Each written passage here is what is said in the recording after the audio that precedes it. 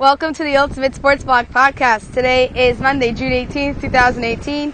Today I'm going to recap yesterday's baseball results, look at tonight's slate of games, go over my weekly power rankings, pick my players of the week, go over the FIFA results from yesterday, and look ahead to today and tomorrow morning's FIFA matches, go over the U.S. Open, and I'll close the podcast by doing NBA and NHL mock drafts because it is draft week in both leagues. Alrighty. Here we go. The Orioles defeated the Marlins 10-4 as they improved to 20-50. The Marlins dropped to 28-44. Dylan Bundy improves to 5-7. Trevor Richards drops to 1-4. Bottom of the second, two-run ground rule double Jace Peterson, 2-0 O's. Bottom of the third, RBI double Mark Trumbo, 3-0 O's. RBI single Trey Mancini, 4-0 O's. Top of the fourth, home run Justin Bour got the Browns on the board, made it a 4-1 game. Bottom of the fourth, two-run double Adam Jones, 6-1 O's. Bottom of the fifth, two-run home run Jace Peterson, 8-1 O's. Top of the sixth, three-run home run Justin Bour, making it an 8-4 game.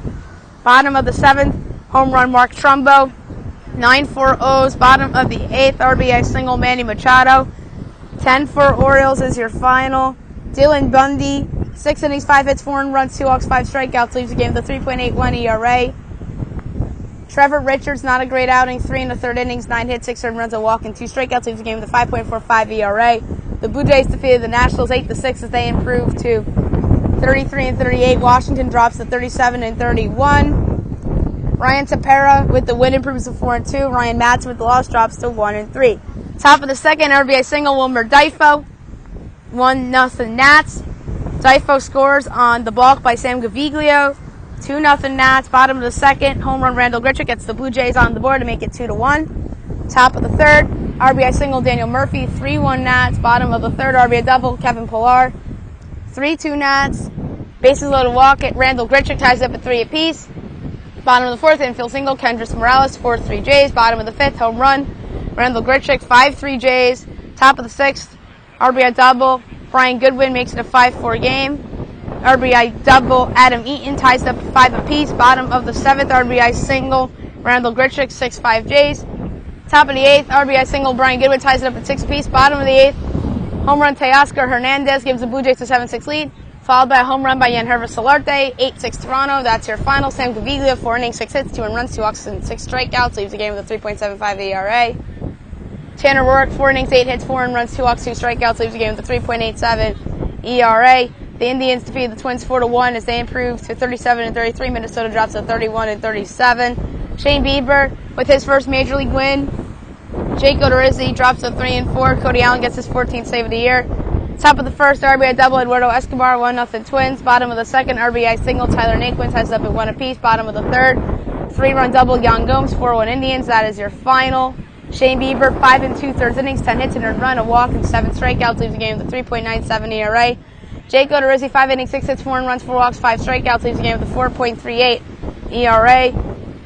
The Braves defeated the Padres 4-1 as they improved to 42-29. San Diego drops to 34-40. Julio Teheran improves to 5-4. Jose Castillo drops to 1-1. Rodis Viciano gets his 15th save of the year. Bottom of the fourth, 2-run double Johan Camargo, 2-0 Braves. Top of the eighth, sacrifice fly Jose Peralta makes it 2-1. Bottom of the eighth, 2-run home run Tyler Flowers, 4-1 Atlanta's your final. Julio Teheran, 6 innings, no hits, no earned runs, 3 walks, 11 strikeouts, leaves the game with a 3.97 ERA. They pulled him because it was his first start off the DL, and Shane Carl gave up the first hit of the game to the Padres. Matt Strom, 2 2/3 innings, a hit, no earned runs, no walks, 5 strikeouts, leaves the game with a 2.21 ERA. The Reds defeated the Pirates 8-6 as they improved to 26-45. Pittsburgh drops to 35-36. Anthony DeSclafani improves to 2-1. Joe Musgrove drops to 2-2. Raciel Iglesias gets his 10th save of the year. Bottom of the second, home run Colin Moran, 1-0 Pittsburgh. Top of the third, RBI ground Scott Schebler ties up at 1 apiece. RBI single Jose Peraza, 2-1 Reds. Top of the fourth, 2-run home run Eugenio Suarez, 4-1 Reds. Top of the fifth, 2-run double Joey Votto, 6-1 Reds. Bottom of the fifth, home run Gregory Polanco makes it a 6-2 game. Bottom of the seventh, RBI single David Freese makes it 6-3. RBI single Josh Harrison makes it 6-4. Bottom of the eighth, 2-run double Gregory Polanco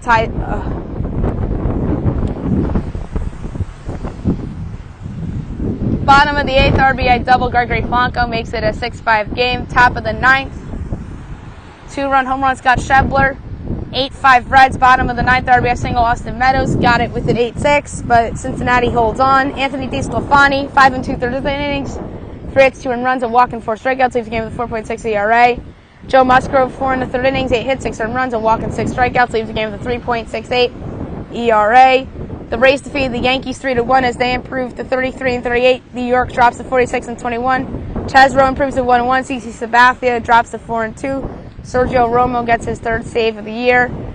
Top of the 2nd, RBI double, Carlos Gomez, 1-0 Tampa Bay. 2-run single, Matt Duffy, 3-0 Rays. Bottom of the 5th, home run, Aaron Hicks got the Yankees on the board, 3-1. Tampa Bay holds on and wins.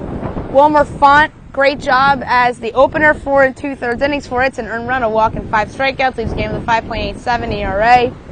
CC Sabathia had a great outing, 7 2/3 innings, 10 hits, and 3 earned runs, a walk, and 10 strikeouts, leaves the game with a 3.30 ERA. The Tigers defeat the White Sox 3-1 to complete the sweep. They improve to 36-37. Chicago drops to 24-46. Blaine Hardy improves to 3-1. James Shields drops to 2-8. Joe Jimenez gets his 2nd save of the year. Top of the 1st, 2-run home run, Nicholas Castellanos, 2-0 Tigers. Bottom of the 2nd, home run, Matt Davidson makes it a 2-1 game. Top of the 4th, RBI single, Jose Iglesias. 3-1 Tigers is your final. Blaine Hardy, 5 1/3 innings, 6 hits, an earned run, no walks, 3 strikeouts, leaves the game with a 3.32 ERA. James Shields, 6 innings, 6 hits, 3 runs, 4 walks, 5 strikeouts, leaves the game with a 4.63 ERA. The Phillies defeat the Brewers 10-9 as they improve to 37-32. Milwaukee drops to 42-29. Tommy Hunter improves to 2-0. Chase Anderson drops to 5-6. Jake Thompson gets his 2nd save of the year. Top of the 1st, 2-run home run, Rhys Hoskins, 2-0 Phils. Bottom of the 1st, home run, Eric Thames, 2-1. Bottom of the 3rd, game-tying RBI double, Lorenzo Cain ties up at 2 apiece. Top of the 4th, 2-run home run, Maikel Franco, 4-2 Phils. Bottom of the 5th, RBI double, Travis Shaw, 4-3. RBI single, Jesus Aguilar ties up at 4 apiece. Top of the 6th, 2-run single, Nick Williams, 6-4 Phillies. Bottom of the 6th, sacrifice fly, Christian Yelich makes it 6-5. Top of the 7th, 2-run single, Maikel Franco, 8-5 Phillies. Top of the 8th, RBI double, Scott Kingery, 9-5 Phillies. Top of the 9th, home run of Double Herrera, 10-5. Bottom of the 9th, things get a little interesting. Home run, Jesus Aguilar makes it 10-6. 3-run home run, Eric Thames makes it 10-9. That's your final. Philadelphia holds on. Aaron Nola, probably one of his worst outings of the year. 4 1/3 innings, 7 hits, 4 runs, 4 walks, 4 strikeouts, leaves the game with a 2.55 ERA. Chase Anderson, 5 1/3 innings, 5 hits, 6 earned runs, 2 walks, 5 strikeouts, leaves the game with a 4.54 ERA. The Astros defeated the Royals 7-4 to win their 10th straight game, complete the sweep of the Royals. Houston improves to 48-25. Kansas City drops to 22-49. I'm sorry, that was 11th straight for Houston. Tony Sipp improves to 2-0. Brandon Maurer drops to 0-3. Hector Rondon gets his 4th save of the year. Top of the 1st, RBI single, Carlos Correa, 1-0 Houston. RBI single, Yuli Gurriel, 2-0 Houston. Bottom of the 1st, fielder's choice, Hunter Dozier, 2-1. RBI ground out, Alcides Escobar makes it 2-2. Bottom of the 3rd, 2-run home run, Hunter Dozier, 4-2 KC. Top of the 4th, RBI single, Brian McCann makes it a 4-3 game. Top of the 8th, here comes Houston. Home run, Carlos Correa ties up at 4 apiece. RBI single, Evan Gattis, 5-4 Houston. RBI single, Marvin Gonzalez, 6-4 Houston. Top of the 9th, sacrifice fly, Carlos Correa, 7-4 Houston's your final. Lance McCullers Jr., 6 innings, 6 hits, 2 runs, 2 walks, 9 strikeouts, leaves the game with a 3.77 ERA. Brad Keller, 6 innings, 9 hits, 3 runs, 3 walks, and a strikeout, leaves the game with a 2.63 ERA.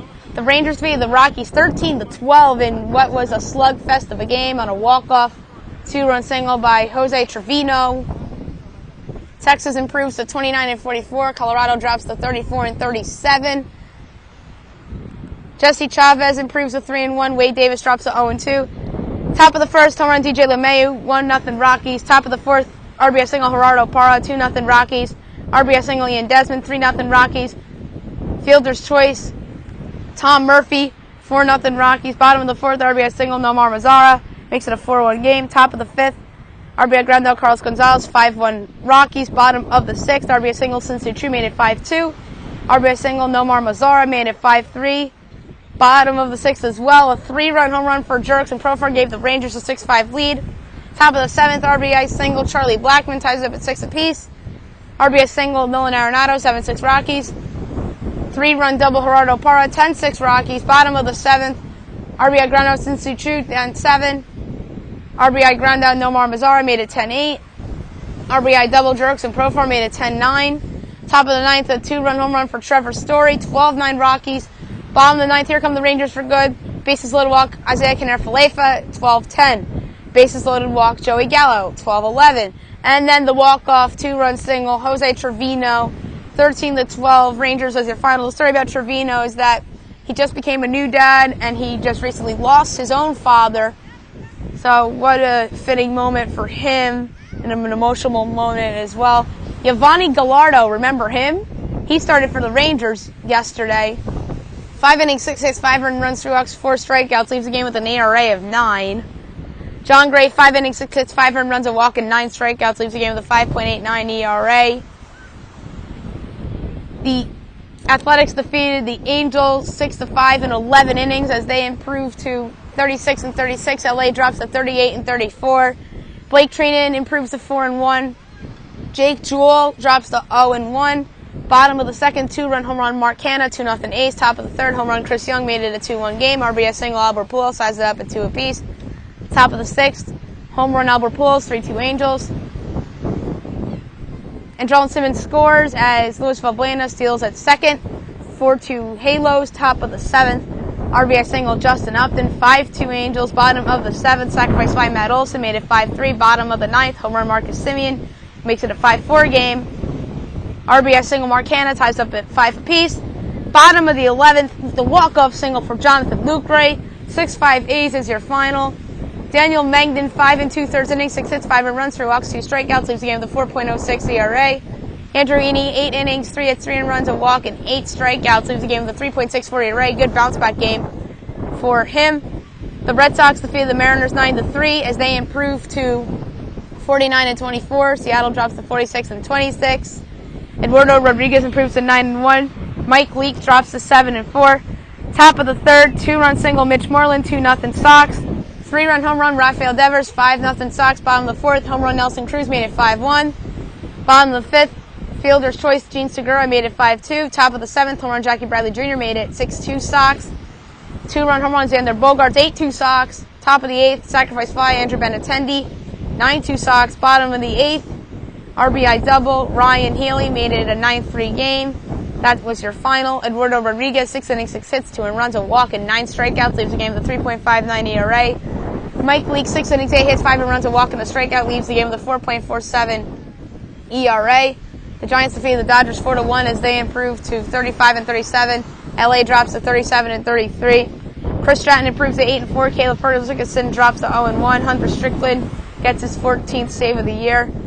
Top of the 1st, 2-run home run, Nick Hundley, 2-0 Giants. Bottom of the 1st, Max Muncy scores on the throwing error by Nick Hundley as Justin Turner was safe, trying to steal 2nd. Made it a 2-1 game. That was a lone run the Dodgers would get. Top of the 3rd, 2-run home run, Brandon Belt, 4-1 Giants is your finals. Chris Stratton, 6 innings, 3 hits, no earned runs, a walk, and 3 strikeouts, leaves the game with a 4.22 ERA. Caleb Ferguson, 5 innings, 2 hits, 3 earned runs, a walk, and 6 strikeouts, leaves the game with a 7.59 ERA. The Mets defeated the Diamondbacks 5-3 as they improved to 30-38. The Diamondbacks dropped to 39-32. Horacious Familia improves to 3-3. Brad Boxberger drops to 1-3. Roberto Gesellman gets his 3rd save of the year. Top of the 1st, sacrifice fly, Todd Frazier, 1-0 Mets. Bottom of the 4th, RBI double. David Peralta ties it up at 1 apiece. RBI ground out, Ketel Marte. 2-1 Diamondbacks. Bottom of the 8th, RBI single, Jake Lamb. 3-1 Diamondbacks. Top of the 9th, here come the Mets. RBI double, Jose Bautista made it a 3-2 game.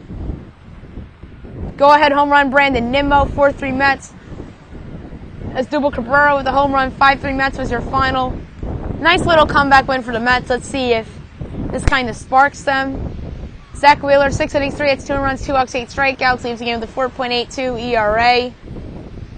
Clay Buchholz, 5 2/3 innings, 4 hits, an earned run, 2 walks, 3 strikeouts, leaves the game with a 2.94 ERA. The Cardinals defeated the Cubs 5-0 on Sunday Night Baseball. They improved to 37-32. Chicago drops to 40-28. Big win for the Cardinals. Much needed win to avoid the sweep. John Bredia with the win. Jose and Katana with the loss. He drops to 6-5. Bredia improves to 1-1. Bottom of the sixth. A run scores on Yadier Molina's grounder into a double play. 1-0 Cardinals. RBI single Jed Jerko. 2-0 Cardinals. Bottom of the seventh. Home run Matt Carpenter. 3-0 Cardinals. Bottom of the eighth. RBI double Yadier Molina. 4-0 Cards. Infield single Yadier Munoz. 5-0 Cards is your final. Jack Flaherty, 5 innings, 2 hits, no one runs, 2 walks, 7 strikeouts, leaves the game with a 2.66 ERA. Jose Quintana, 5 innings, 4 hits, 2 runs, 2 walks, 3 strikeouts, leaves the game with a 4.06 ERA. Today's games, you have the resumed suspended game from May 15th. Yankees, Nationals, 3-3, bottom of the sixth is where they will begin. And then the makeup game from May 16th will be played at 7:05 tonight between the Yanks and the Nats, Sonny Gray and Eric Feed. That was the pitching matchup last Wednesday, so that's funny. Also at 7 o'clock, you have the Cardinals and the Phillies, Miles Mikolas and Nick Pivetta. Brewers, Pirates, Julius Chacin and Trevor Williams. White Sox, Indians, Dylan Covey and Trevor Bauer. 8 o'clock, Dodgers, Cubs, Kenta Maeda and Tyler Chatwood. Rays, Astros, Ryan Stanek as the opener against Garrett Cole. Rangers, Royals, Bartolo Colon and Ian Kennedy. At 8:40, you have Mets, Rockies, Jacob deGrom and Tyler Anderson. Let's see if the Mets get a little momentum and actually win a Jacob deGrom start.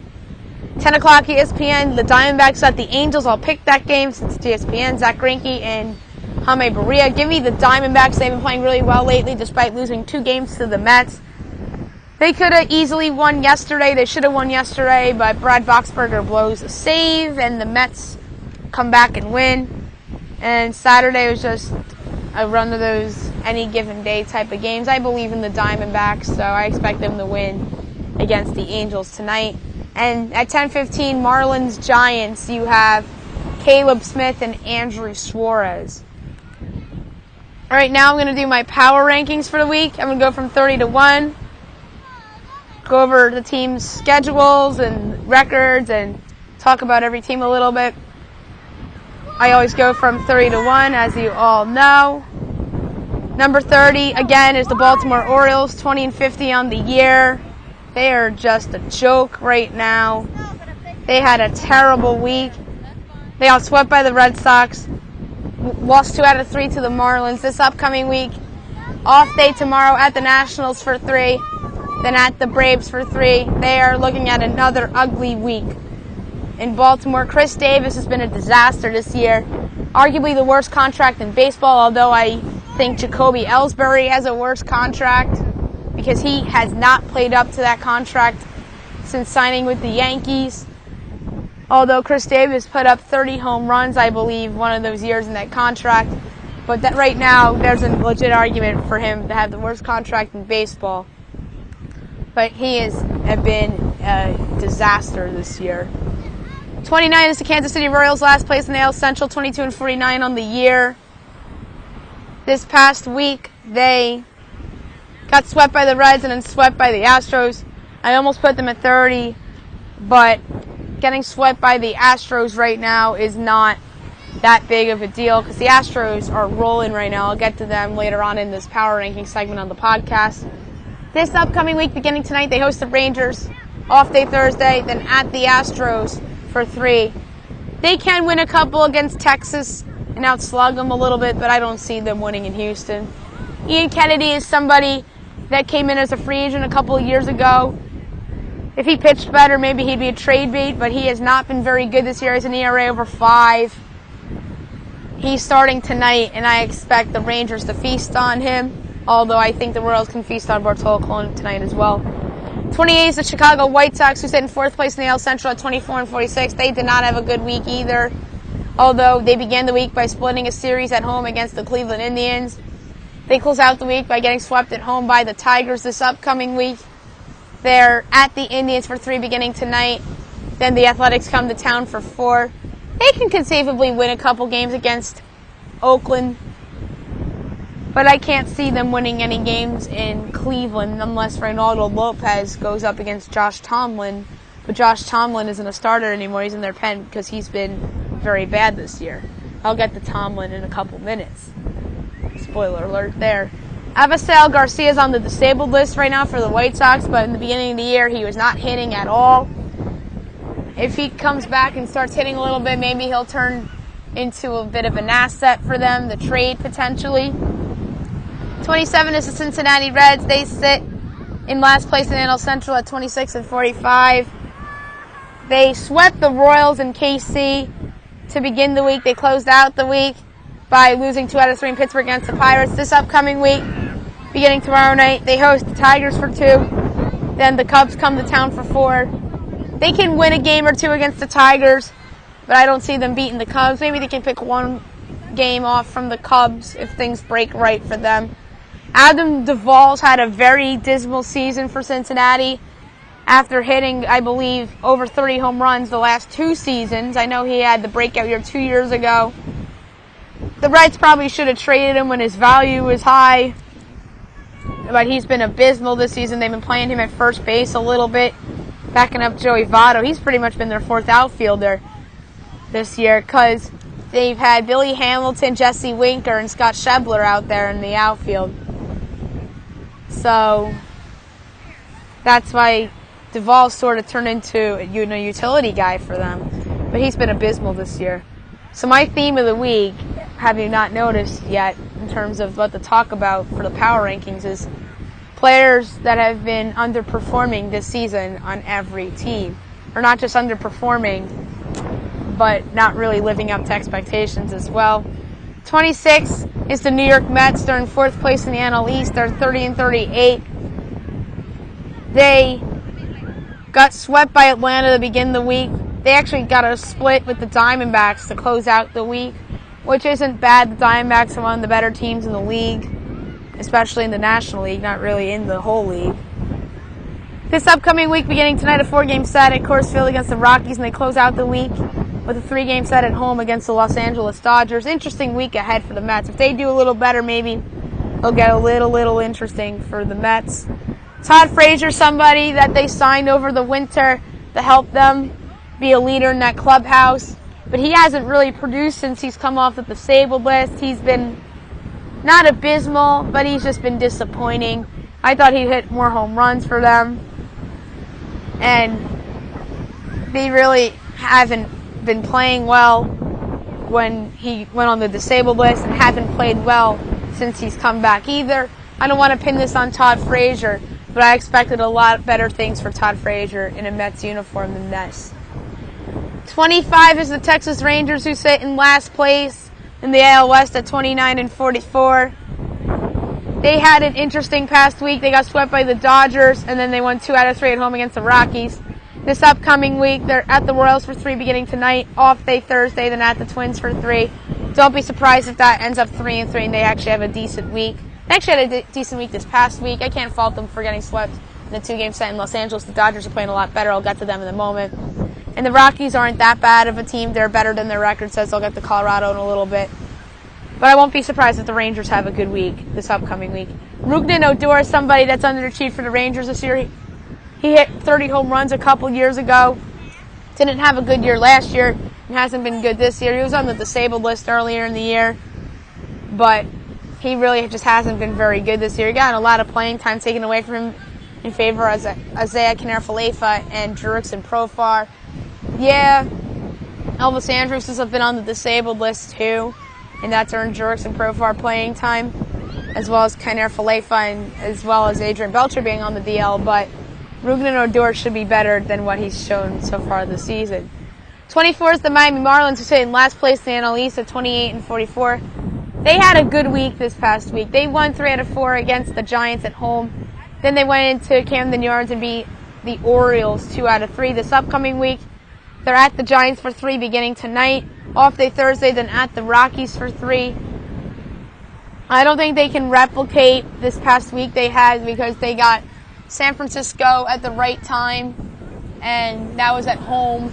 And they could have easily swept San Francisco because that last game went into extra innings. And they faced the worst team in baseball over the weekend, and that certainly doesn't help either. And so I won't be surprised if regression hits them a little bit as they hit the road. Lewis Brinson is somebody that I expected to be better this year after coming over in that trade from the Milwaukee Brewers. He's only hitting 179, although he's getting some extra base hits and hitting some home runs.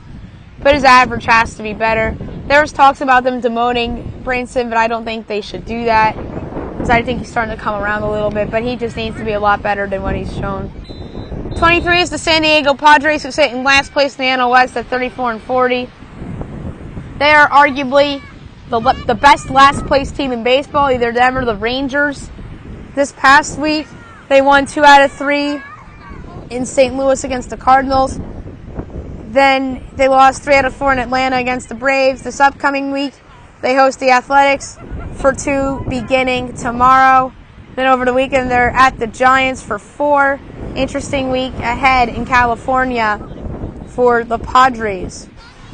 Yes, Hunter Renfroe and Austin Hedges have been disappointing too, but you can make a case that Manuel Margot's been even more disappointing. He's hitting .230. He's supposed to be their leadoff guy, but he just hasn't been very good this year. He was a highly touted Red Sox prospect who they got in return for Craig Kimbrell, and he's looked like a bust so far. There's no other way to put it.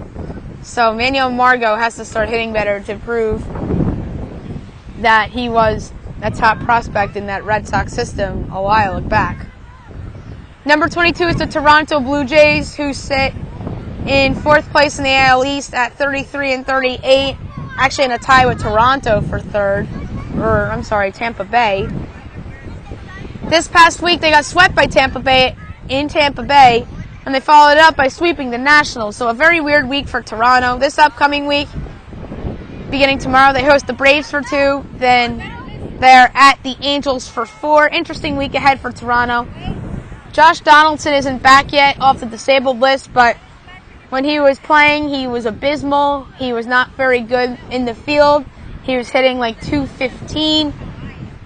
He has to come back and start hitting, and so Toronto can get proper value for him at the trading deadline instead of losing him for absolutely nothing.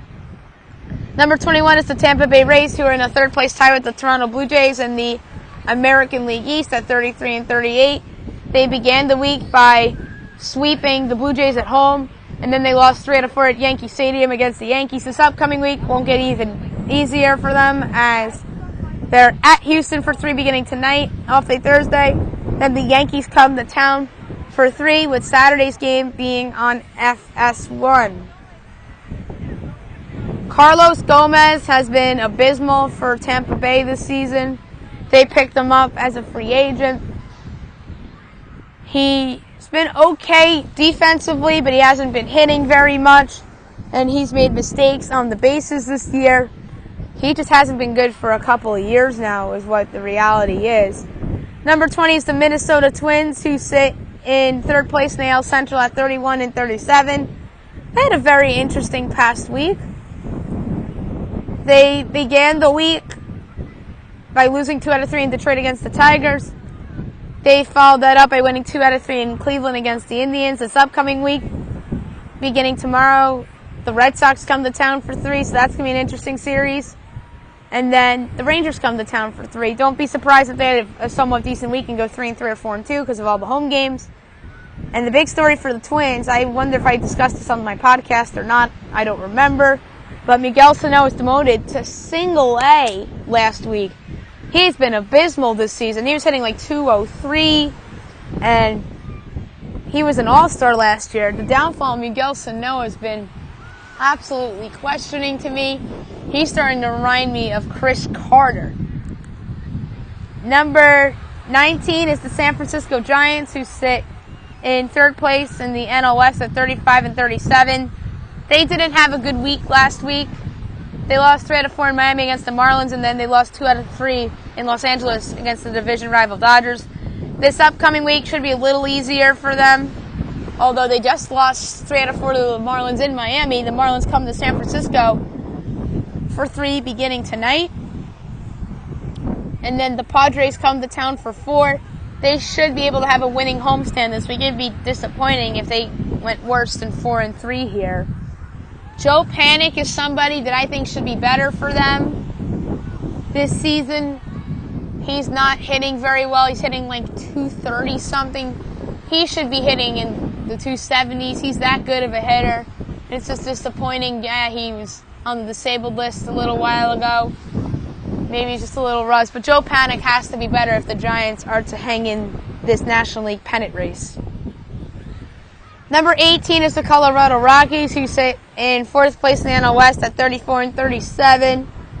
They lost 2 out of 3 in Philadelphia against the Phillies to begin the week. Then they lost 2 out of 3 in Arlington against the Rangers to close out the week. This upcoming week, beginning tonight, the Mets come to town for 4. And then this weekend, the Marlins come to town for 4. The Rockies have to have a winning week here because there's 2 weaker opponents coming to town. Yeah, Jacob deGrom's on the hill tonight, but the Mets just stink. And the Marlins just stink, so they have to have a good week. The pressure's on Colorado. Ryan McMahon's been a huge disappointment this season. They thought he was the first baseman of the future. He has not looked like that this season. He just got his first home run of the year this past week, I believe. So he has to be better for them if they want to go somewhere, or maybe they can use him as a trade asset to improve their rotation or their bullpen. Number 17 is the Pittsburgh Pirates, who sit in 4th place in the NL Central at 35-36. They lost 2 out of 3 in Arizona against the Diamondbacks to begin the week, and they closed out the week by winning 2 out of 3 at home against the Reds. This upcoming week, they host the Brewers for 3 beginning tonight. Then they host the Diamondbacks for 4 games. And so, interesting week ahead for Pittsburgh. Number 16 is the Oakland Athletics, who are in 4th place in the AL West at 36-36. They got swept by the Astros at home, followed that up, rebounded a little bit by winning 2 out of 3 against the Angels. I can't fault them for getting swept by Houston. Like I said, I'll get to Houston in a little while. This upcoming week, beginning tomorrow, they're at the Padres for 2. And they're at the White Sox for 4 over the weekend. Should be an interesting week for the A's. Maybe they pick off those teams that are better than both of those teams. Maybe next week's podcast will be talking about them being above 500. Steven Piscotty, somebody that they got in a trade in the wintertime. He's been disappointing this season. Yes, I get it. He's been dealing with the death of his mother, so he has a built-in excuse for that. But I expected him to be better this season. Forgot to mention Josh Bell for Pittsburgh should be better for them. He's supposed to be a building block for them for the future. He's not been very good this season. He should be playing a lot better than what he's shown because he was a Rookie of the Year finalist last year. Number 15 is the Detroit Tigers, who sit in 2nd place in the AL Central at 36-37. They beat the Twins 2 out of 3 at home to begin the week, and they close out the week sweeping the White Sox, so a good week for the Tigers. They begin next week tomorrow at the Reds for 2, then off day Thursday, then they're at the Indians for 3. Jordan Zimmerman just came off the disabled list.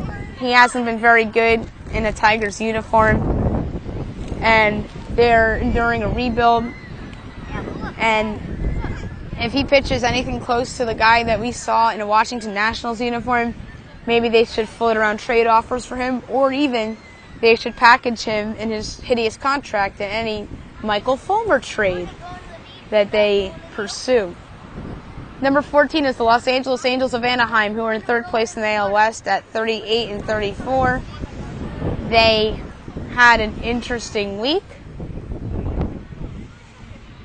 They got swept by the Mariners, and then they lost 2 out of 3 in Oakland against the A's this upcoming week.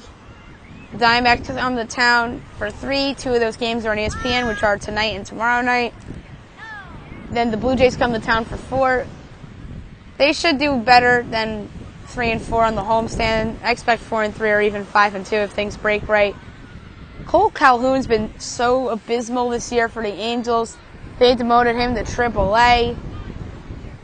I remember they brought him up in 2013. He was a highly touted prospect, but he has not been very good this season, and he's looking more like a bust rather than a future all-star. Number 13 is the St. Louis Cardinals, who sit in third place in the NL Central at 37-32. They lost 2 out of 3 to the Padres to begin the week, and they lost 2 out of 3 at home to the Cubs to close out the week. They're at the Phillies for 3 to begin the week, beginning tonight. And then they're at the Brewers for 4. An interesting week ahead for the Cardinals. Greg Holland is somebody that was a late addition for the Cardinals. He has been abysmal this season. Yes, I get it. He was signed late. He was supposed to be a key part of their bullpen. But he's been very bad this season. I feel like he's given up a run in every outing he's had this season. He's not the same guy as he was with the Royals a couple of years ago.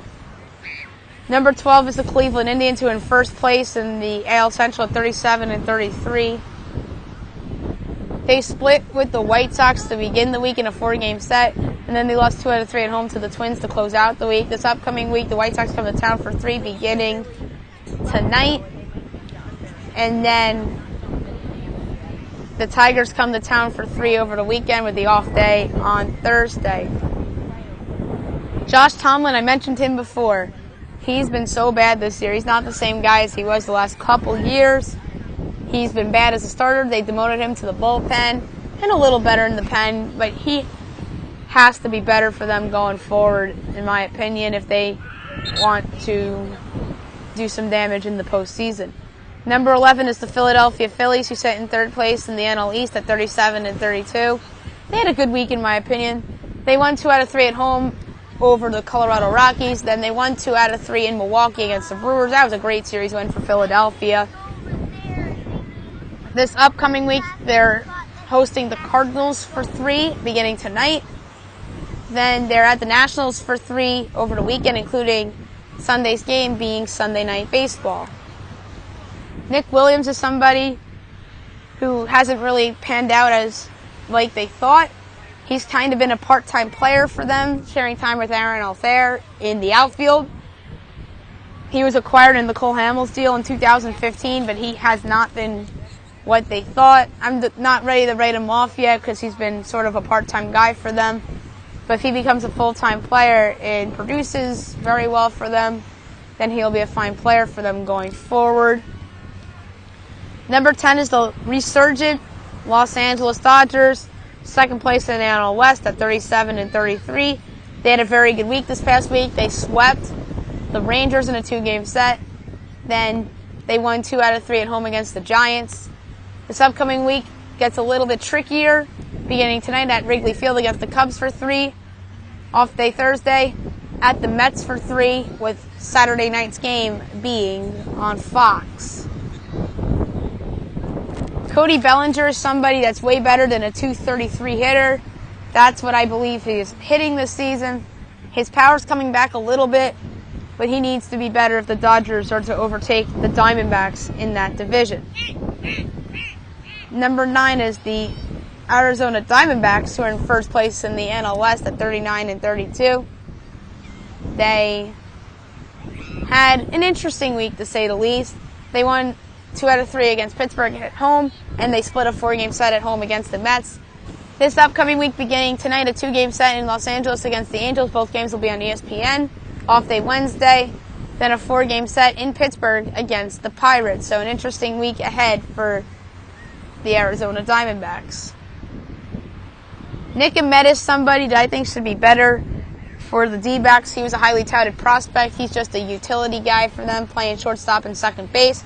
That is a spot that I think Arizona will look to upgrade at the trade deadline, because Ahmed hasn't been very good, so he is on the hot seat right now, to say the least.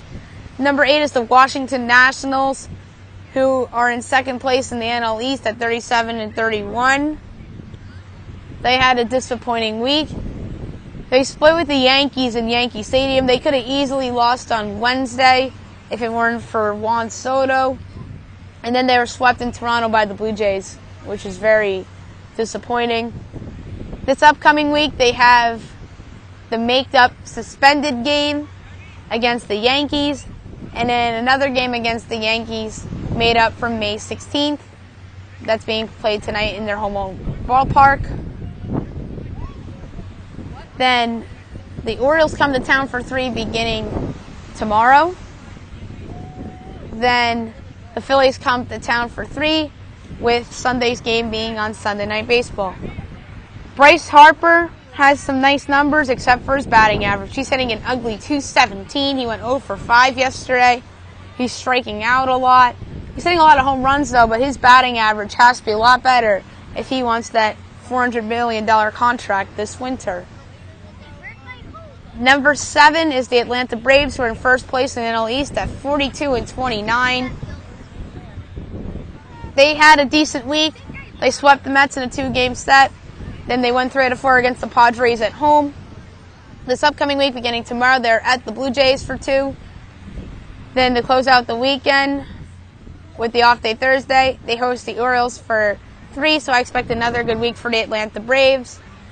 This was a hard one for me to pick out somebody who hasn't been very good on the Braves. But I'm going to say that Ender Inciarte should be hitting better than .230. He's supposed to be their leadoff hitter, but he's played some good defense in right field. He has a little bit of power, but he should be hitting for a better average than what he's shown. Number 6 is the Chicago Cubs, who are in second place in the NL Central, only half a game of the Brewers. The Cubs are 40-28 on the year. They had a decent week this past week, in my opinion, other than losing 2 out of 3 in Milwaukee against the Brewers and getting shut out twice. They could have easily been swept in Milwaukee, and then they rebound nicely by winning 2 out of 3 against the St. Louis Cardinals. This upcoming week, beginning tonight, they're hosting the Dodgers for 3. Then they're at the Reds for a 4-game set. Yu Darvish is somebody that's been abysmal for them this season. He's only had 1 good start, and that was against Cincinnati in Cincinnati. But if he comes back off the disabled list and pitches like the Yu Darvish of old, the Cubs are getting themselves a fine pitcher. Number 5 is the Milwaukee Brewers, who are in first place in the NL Central at 42-29. They had a weird week. They beat the Cubs 2 out of 3 at home. Then they lost to the Phillies at home 2 out of 3. This upcoming week, they're at the Pirates for 3 beginning tonight. Then the Cardinals come to town for 4, so a big week ahead for Milwaukee. Orlando Arcia is somebody that was a highly touted prospect who hasn't been very good this year on Milwaukee. That's why you're hearing rumors about them going after Manny Machado. Stay tuned for that. Arcia is on the hot seat. Number 4 is the red-hot Seattle Mariners, second place in the AL West at 46-26. They had a great week this past week. They swept the Angels at home. Then they split with the Red Sox at home. This upcoming week, beginning tomorrow night, they're at the Yankees for 3. That's going to be an interesting series. And then the Red Sox at Fenway Park over the weekend, with Saturday night's game being on Fox. So an interesting week ahead for the Seattle Mariners. Felix Hernandez is somebody that has a high ERA.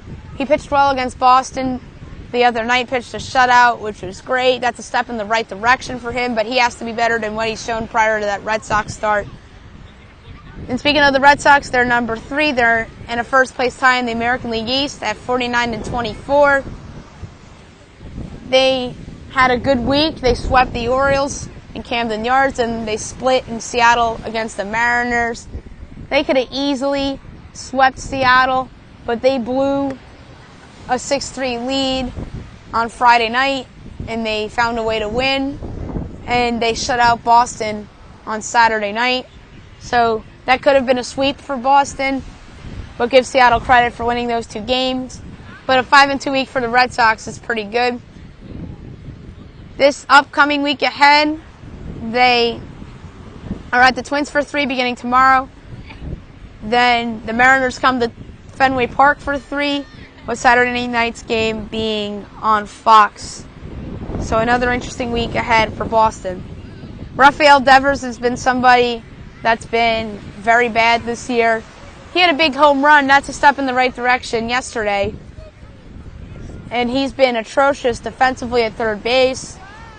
And he's somebody that was a highly touted prospect for them, but he has to be better for them if they want to overtake the Yankees in the American League East. And speaking of the Yankees, they are number 2 in my power rankings at 46-21. They're in a first place tie with the Red Sox in the American League East. This past week, they split with the Nationals at home. Then they won 3 out of 4 at home against the lousy Tampa Bay Rays. Ironically enough, this upcoming week, they see those Nationals again tonight, with the suspended game being made up first at 5 o'clock. Then the game from May 16th will be made up, so it's basically a doubleheader for the Yankees tonight in D.C. And then the Mariners come to Yankee Stadium for 3. Then they're at Tampa Bay over the weekend. And number 1, no doubt about it, the Houston Astros. They are rolling right now, 11 straight wins. First place in the AL West, 48-25 on the season. They are just simply amazing. They swept the A's in Oakland, then they swept Kansas City in Kansas City. This upcoming week, the Rays come to town for 3, and then the Royals come to town for 3. Somebody that I think should be better than what he's shown for Houston is Alex Bregman. He's somebody that, in my opinion, should be a lot better than what he's shown. I think he has capabilities of hitting 300. I think he's that great of a player. He was a top 3 pick for a reason. And for the Yankees, Gary Sanchez, although he's come around a little bit lately, hit a big home run on Saturday against the Rays and the big bases clearing double on Friday night against the Rays. But Gary Sanchez has been abysmal this season behind the plate with his defense, and he's hitting only 192. If the Yankees are to win this division, Gary Sanchez has to be a lot better than what he's shown. My players of the week this week, the American League, I'm giving it to Mitch Haniger of the Mariners. He hit the big walk-off homer against the Angels to complete that sweep the other day. And he's hit a bunch of homers and got some big hits this week, so he deserves that honor. National League, let's go with Marcell Ozuna of the Cardinals. He's led the way for them, although they had a losing week, but he's starting to heat up with his bat, and I think the Cardinals will benefit now that he's starting to hit. Now I'm going to go over the FIFA World Cup results from Mexico. Pulled off a monster upset over Germany, 1-0 on a goal by Herving Lozano to give Mexico a 1-0 lead for good. That is incredible. And then another incredible result, Brazil and Switzerland ended up in a 1-1 draw. Felipe Coutinho scored in the 20th minute to give Brazil a 1-0 lead.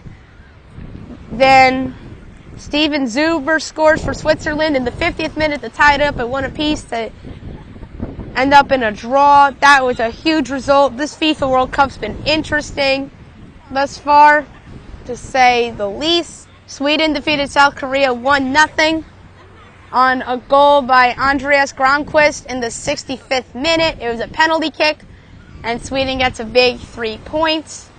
Belgium defeated Panama 3-0 on goals by Dries Mertens in the 47th minute, Romelu Lukaku in the 69th minute, and Lukaku again in the 75th minute. Big 3 points for Belgium. Tunisia and England, 2 o'clock, Fox Sports 1. Group G, give me England for the win. And tomorrow morning, you have Colombia and Japan, 8 o'clock, FS1. I'm picking this game now because I'm not waking up very early in the morning to talk about Colombia and Japan. Give me Colombia over Japan in that match tomorrow morning. U.S. Open. Your winner for a second straight year was Brooks Koepka with a +1 in earnings of $2.2 million. Second place, Tommy Fleetwood with a +2 earnings of $1.3 million. Dustin Johnson came in third with a +3, $812,000. Patrick Reed in 4th place with a +4, 569,000, and Tony Finau in 5th place with a +5, earning 474,000. Now I'm going to do my NBA mock draft. The draft for the NBA is 3 days away. I cannot wait. It's going to be interesting. I'm going to do my NBA mock draft, then the NHL mock draft, and the NHL draft is Friday night. All right, NBA mock draft, my 9th version of it. Number 1, Phoenix Suns, DeAndre Ayton, the center from Arizona. Ayton is the best prospect in this draft class due to his size, soft touch at the rim, and his promising jump shot. He's drawn comparisons to Joel Embiid and Patrick Ewing in the Suns, who don't have a long-term true center. No, not to pass up on Ayton. 2, Sacramento Kings, Michael Porter Jr., the forward from Missouri. Porter barely played college hoops due to a back surgery, which makes him a risky selection here for the Kings. He has great offensive skill sets and a good three-point range, but questions range about his mobility. The Kings can use somebody like Porter, who has a versatility and has a need for versatile forwards, and talking about Sacramento with the need of versatile forwards. Although, if you're Sacramento, I'd trade down if you want to draft Porter. Number 3, the Atlanta Hawks, Jaren Jackson Jr., the big man from Michigan State. Jackson to me is a wild card, considering he exceeded expectations as a freshman in college last year and played his way to this position. He struggled in the big dance, but his rim protecting as well as his perimeter game were excellent. Number 4, the Memphis Grizzlies, Luka Doncic, the guard from Real Madrid. Doncic will be the most proven player in the draft due to his success overseas. He's an ideal fit for the perimeter-oriented league and should have a great career. Doncic does not want to play for Sacramento, so obviously Sacramento will likely pass on Doncic, and don't be shocked if Doncic drops here. Number 5, the Dallas Mavericks, Marvin Bagley, the center from Duke. Bagley could end up being the best guy from this draft class. He has great athleticism and can shoot it from 3, and the Mavs will be getting a huge steal in this spot. 6, Orlando Magic, Mohamed Bamba, the center from Texas. Bamba doesn't have a much game offensively. He has great defensive presence and shot blocking that should appeal to any team. The Magic have a surplus of big men, but some of them are older and don't have the defensive upside as Bamba does. Number 7, the Chicago Bulls, Trae Young, the point guard from Oklahoma. Young's stock is trending up, and the Bulls may not think Chris Dunn is a starting point guard in this league, so they go with Young, who's very polarizing because of how his season went and how defenses started figuring him out in conference play. That said, he has a Steph Curry type of ceiling, and the Bulls might not pass on him. Number 8, the Cleveland Cavaliers from the Brooklyn Nets via the Boston Celtics, Wendell Carter Jr., the power forward from Duke.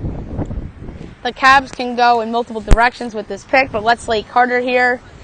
Carter's overshadowed due to the success of his teammates at Duke, but is very good defensively and provides spacing.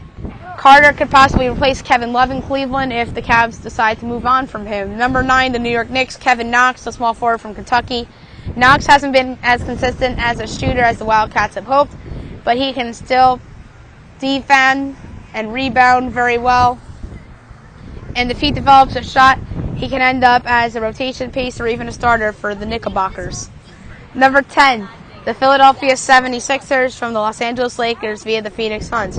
Mikal Bridges, the small forward from Villanova. Bridges took a massive leap this year for the Wildcats due to his 3-and-D capability. Bridges is one of the draft's safest bets. The Sixers would be a nice landing spot for him as he can begin off the bench and can eventually start. Number 11, the Charlotte Hornets, Miles Bridges, the small forward from Michigan State. Although Bridges might end up becoming small ball power forward in the future due to his average ball handling, he's a great shooter on the wing and provides great athleticism. Bridges would be a nice fit on this rebuilding Hornets team as they can view him as a building block. Number 12, the Los Angeles Clippers from the Detroit Pistons, Colin Sexton, the point guard from Alabama. Sexton at this spot would be a steal for the Clippers. He's super fast, super quick, and forever aggressive, all of which are great qualities for anybody entering the league. He puts pressure on the defense basically every possession. 13, the Los Angeles Clippers, Robert Williams, the big man from Texas A&M. Williams could have been a lottery pick last year, but decided to come back to school for one more year. Williams isn't known for his offensive game, but he's great at rebounding and defending the rim. He could be a poor man's DeAndre Jordan. 14, Denver Nuggets, Lonnie Walker, the shooting guard from Miami. Walker could be a steal in this spot for Denver, considering that he is coming off a meniscus tear, which provided an interesting case for him to go back to Miami. That said, Walker's worth taking here due to his pure talent and potential. 15, Washington Wizards, Shai Gilgeous-Alexander, the guard from Kentucky. Gilgeous-Alexander's stock has trended up after he had a great season for the Wildcats. He has great size and finishing craft, defensive versatility, and maybe even quickness. He would be a nice piece for the Wizards, who need more depth at guard positions. Number 16, the Phoenix Suns from the Miami Heat, Zara Smith, the shooting guard from Texas Tech. Smith's stock is trending upwards with less than a week to go until the draft. He went from a 3-star recruit to a likely first-rounder thanks to elite athleticism and ultra-aggressive two-way play in college. His freshman season was full of highlight reel plays with tip dunks and chase down blocks becoming nightly occurrences. 17, Milwaukee Bucks, Aaron Holiday, the point guard from UCLA. Holiday's stock is trending upward with a week to go until the draft. He's one of my sleepers and is a great scorer and can shoot it, especially from distance, and can hold his own defensively, but isn't great at getting in the paint. 18, the San Antonio Spurs, Troy Brown, the wing from Oregon. Brown is an interesting prospect considering that he had a solid season in Oregon, but had a reputation of disappearing in games. Brown's size and ball handling ability is what makes him worth a selection at this spot, and I like this spot for Brown. 19, the Atlanta Hawks from the Minnesota Timberwolves. Elie Okobo, the point guard from France. Okobo has suddenly become one of the draft's most fascinating prospects, particularly after going for 44 points on 17 shots in a Pro A playoff game a few weeks ago, which has risen his draft stock dramatically. The Hawks can use somebody like Okobo, who could down the road replace Dennis Schroeder someday. 20, the Minnesota Timberwolves from the Oklahoma City Thunder. Dante DiVincenzo, the shooting guard from Villanova. DiVincenzo broke out in a major way at the Combine and forfeited the strong impression he left in March and over the course of Villanova's season. It's clear he's not a flash in the pan, as his consistent level of focus, instincts for forcing turnovers and grabbing rebounds, and ability to hit open jumpers build in a degree of safety. 21, the Utah Jazz. Kevin Huerter, the wing from Maryland. Huerter was a fast riser on people's mock boards, and then he just got hand surgery that can hurt his draft stock. He's one of the draft's top shooters, but also has a multi-dimensional wing for his underrated playmaking ability. Number 22, the Chicago Bulls from the New Orleans Pelicans, Chandler Hutchinson, small forward, Boise State. Hutchinson is one of my sleepers in this draft class. He is not a great shooter, but has a nice all-around game with his ability to attack the rim, rebounding, and is solid off-the-ball defender. 23, the Indiana Pacers, Josh Okogie, the shooting guard from Georgia Tech. Okogie's stock is soaring with less than a week to go until the draft. He's had great workouts and a good showing at the Combine, and a team like Indiana can use him and his good three-point shooting off the bench. 24, Portland Trailblazers, Kyrie Thomas, the shooting guard from Creighton. Thomas is an interesting prospect because he doesn't have much upside. What Thomas does have, though, is two-way presence with great shooting and perimeter defending. This pick would be a solid one for the Blazers, and he would probably come off the bench for them. 25, the Los Angeles Lakers from the Cleveland Cavaliers. DeAnthony Melton, the shooting guard from USC. Melton was held out of the entire season by the program following their role in the FBI investigation. What the Trojans missed was a bulldog defender and a skilled passer who found ways to impact the game even without a dependable jump shot. He has a Swiss Army knife type of skill set, would fit well on anyone's bench. 26, the Philadelphia 76ers. Keita Bates-Diop, the power forward from Ohio State. Bates-Diop had an outstanding junior collegiate season. What hurts Bates-Diop is his lack of athleticism, but his season cannot be ignored due to his outstanding shooting and providing matchup problems for the opposition. 27, the Boston Celtics. Mitchell Robinson, the center from Chalmette High School in Louisiana. This pick might be considered a steal, considering that Robinson has the talent of a lottery pick. He had a year off from competitive basketball and has no experience beyond high school. Robinson provides athleticism and shot blocking, which will intrigue teams, although there are questions about what else he can provide. 28, the Golden State Warriors. Jacob Evans, the wing from Cincinnati. Evans' upside is limited because he's an erratic shooter and isn't aggressive at the rim. His defense is his strength, and he can guard both wing positions very well. 29, the Brooklyn Nets from the Toronto Raptors. Jalen Brunson, the point guard from Villanova. Brunson has shown first-round potential throughout his time in college. The Nets need more point guard depth behind Spencer Dinwiddie and D'Angelo Russell, since Jeremy Lin and Russell, for that matter, have been injury-prone. 30, Atlanta Hawks from the Houston Rockets via the Los Angeles Clippers. Zanan Musa, the small forward from Savedia. Musa is an intriguing international prospect that is motivated to play in the NBA. Musa is a great scorer on the wing, and his playmaking skills are improving. The Hawks love international prospects, so this pick makes a ton of sense. That's it for the NBA mock draft. Now I'm going to do the NHL mock draft, then I'll be done with this podcast. I'll be quicker with the NHL mock draft, although there are 31 teams in the NHL, or 31 first-round picks rather than 30 in the NBA. This is my 7th NHL mock draft. Number 1, Buffalo Sabres, Rasmus Dahlin, the defenseman. Dahlin is the best player in this draft class and is going to go to a team that needs generational talent other than Jack Eichel. He'll be a top-pair defenseman in Buffalo with Rasmus Ristolainen for the foreseeable future.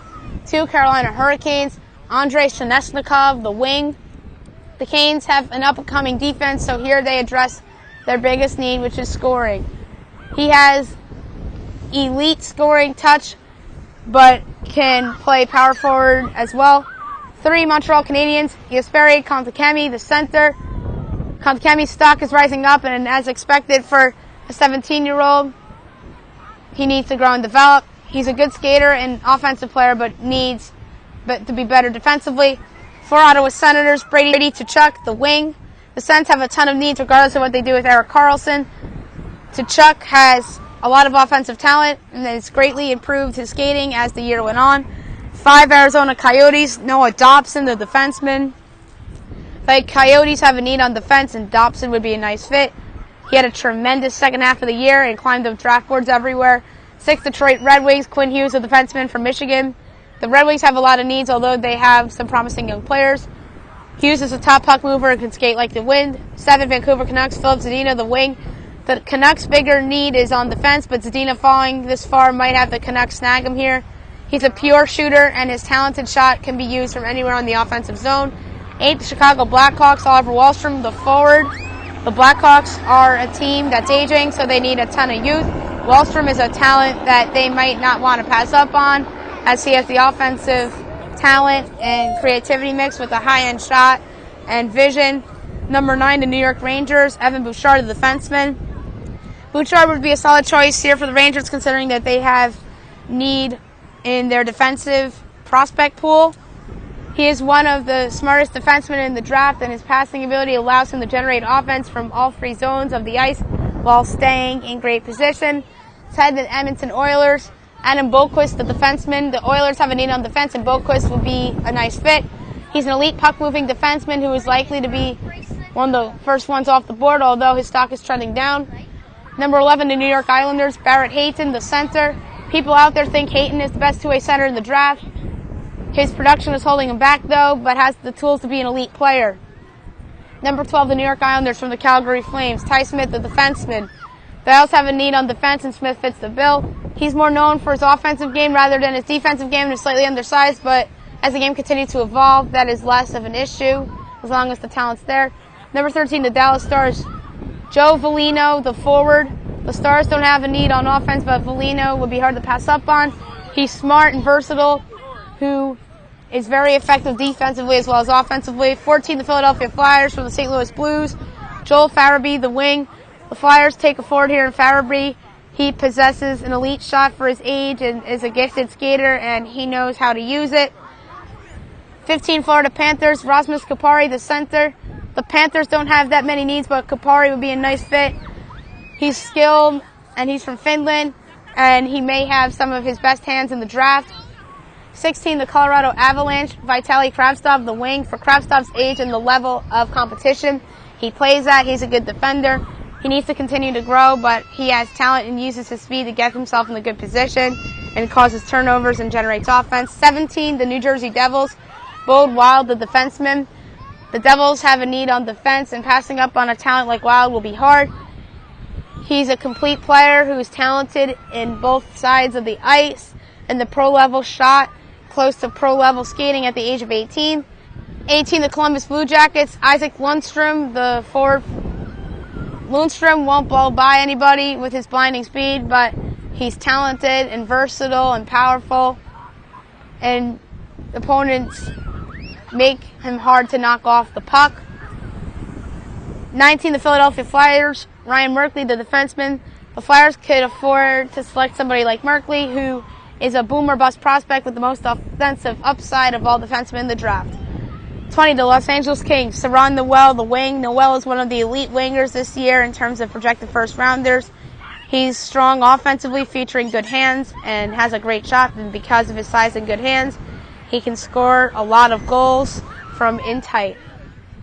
21, the San Jose Sharks. Rasmus Sandin, defenseman. What makes Sandin great is his ability to play in all situations. It doesn't matter if it's on the power play, penalty kill, or even strength. Sandin thrives in all of them. 22, the Ottawa Senators. Keandre Miller, the defenseman. Miller will be somewhat of a project. A lot of young defensemen struggle with defensive responsibility. Not him. His best attribute is his defensive play. As he continues to develop, his game will only get better. 23, the Anaheim Ducks. Martin Kaut, the wing. Kaut is a pure goal scorer. His powerful skills allows him to drive to the net, and when he gets there, he has the quick hands to finish in tight. He can also pounce on rebounds or tip in shots. 24, the Minnesota Wild. Akil Thomas, the center. Thomas is a center who can put up points in bunches. One of his best attributes is his work ethic and with and without the puck, and is responsible in all three zones and never takes a shift off. 25, the Toronto Maple Leafs. Alexander Alexiev, the defenseman. Alexiev is a big Russian import who has really improved the pace at which he plays in all phases. He's rangy with footwork who can transport through the neutral zone in a few strides. 26, the New York Rangers from the Boston Bruins. Georgi Digansenko, the wing. Digansenko projects to be a high-end scorer, but will need to be less generous with the puck on the attack. He has a high-end dangle and deception skills, and seems to be able to take games over. On the very least, looks above everybody else in terms of the ice sheet. 27, the Chicago Blackhawks from the Nashville Predators. Ty Dellandrea, the center. Dellandrea is versatile, and his best attribute is skating with the puck on his stick. Some players his age have great speed but can struggle to handle the puck. He is the opposite and actually gets better with the puck on his stick. 28, the New York Rangers from the Tampa Bay Lightning. Dominic Bach, the wing. The Rangers take Bach here, who's been a fast riser on people's mock boards with less than a week to go until the draft. He's shredded international competition and is closer to the league than people think. 29, the St. Louis Blues from the Winnipeg Jets. Jared McIsaac, the defenseman. Due to his great skating talent, McIsaac is able to carry the puck out of the zone and start the offense. He's also able to quickly recover when necessary and does well to get back in the position. 30, the Detroit Red Wings from the Vegas Golden Knights. Kalen Addison, the defenseman. Addison will be a late-round steal for somebody or a second-round steal for somebody. He's a promising young player with a ton of potential that can continue to add to his offensive repertoire. 31, the Washington Capitals. Ryan McLeod, the center. McLeod can create chances everywhere on the ice with his elite skating ability. He can stick handle through anyone on the ice at any time. That's it for the mock draft. Before I close this podcast, breaking news: Barry Trotz resigns as Capitals head coach. This is a blow for a team that's just won its first Stanley Cup in franchise history. I think this is crazy. Is Barry Trotz going to another team, or is he retiring? We don't know that for sure. Reports are going to come out of what really was the decision. I think this is crazy for a team that just won its first Stanley Cup in franchise history. I'll discuss more on the podcast tomorrow, as well as doing my latest mock drafts, as well as going over all the baseball, as well as the FIFA World Cup. I hope you guys have a great day, everybody.